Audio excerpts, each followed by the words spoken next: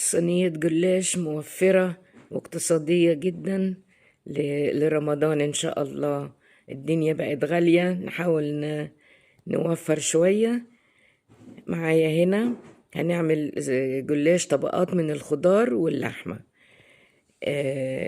في طاسة هنحط معلقتين زيت وبصل مفروم ناعم، نقلبه شوية، بعدين نحط عليه كوسة متقطعة مكعبات برضو، واي خضار بقى عندك. حطيت انا هنا جزر وبسلة وكرنب، قلب الكرنب اللي بنحشيها او الكرنب السلطة. بنقلبه برضو شوية في الزيت. احنا مش هنحمر، احنا بس هندبل الخضار ونتبله بملح وفلفل وشوية كركم صغيرين.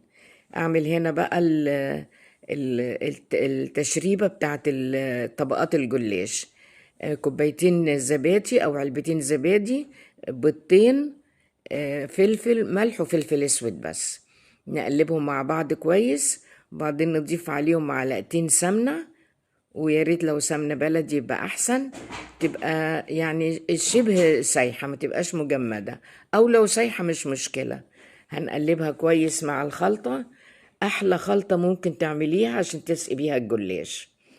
هندهن بقى الصينية سمنة، نحط طبقتين ورق جلاش، وندهن كل طبقة بمعلقتين من الخلطة اللي عملناها. ندهن كويس عشان احنا مش هنسقي في الاخر. دي طريقة جديدة وطريقة جميلة، ان شاء الله هتبقى احلى بكتير قوي من الطريقة التقليدية. انا هحط هنا، مش هحط بقى كمية اللحمة كلها، لان انا بين كل طبقتين هحط طبقة لحمة، وطبقتين واحط طبقة خضار، فيبقى الطبقات كلها بتاعت الجلاش بينها حشوة جميلة من الخضار واللحمة. ما بحبش اكوم اللحمة كلها في طبقة واحدة، بحب ان انا اوزع طبقات.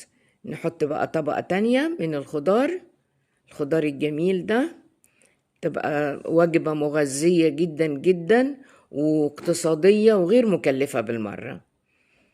نحط برضو طبقتين، كل طبقة ندهنها ونحط طبقة لحمة، وهكذا بالتبادل لغاية ما كمية الجلاش بتاعتنا كلها تخلص.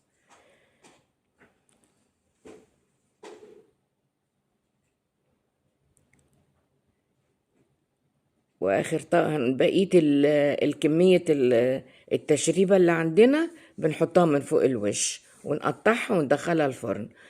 هتطلع ان شاء الله معاكم في منتهى الجمال.